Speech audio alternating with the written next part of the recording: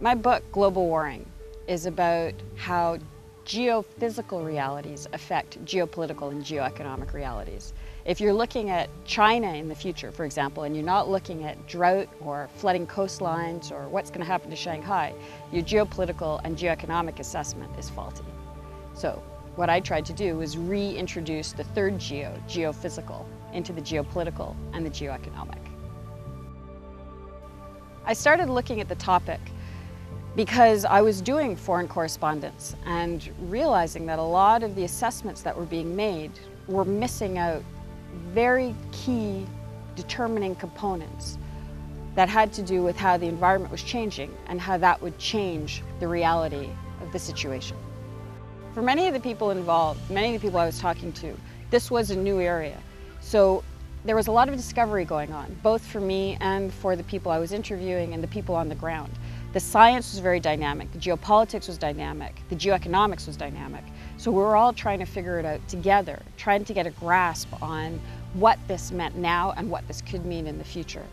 Much to my great surprise, all sorts of people have been reading the book. It's on the curriculum for at least one course at the U.S. Army War College, and it's been taught in journalism courses at NYU.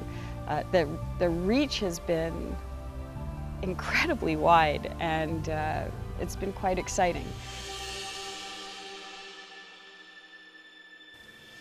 What I really hope people will take away from the story is that in order to understand what's going on politically, economically, socially, you really need to understand the environment.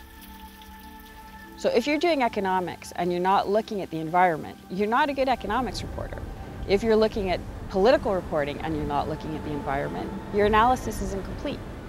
So it's not that I think of myself as an environmental reporter, it's that I do my very best to be a good reporter, and that has to include an environmental component to the coverage. Winning the Grantham Award of Special Merit means an enormous amount to me. Apart from the prestige of the award itself, the category of the award, this environmental coverage, is really important to me. For me, this was a whole new area. I came to the science without very much background in it, and I really had to learn a lot as I was going along about what the science was at a time when the science itself was very dynamic. It was changing, it was being questioned.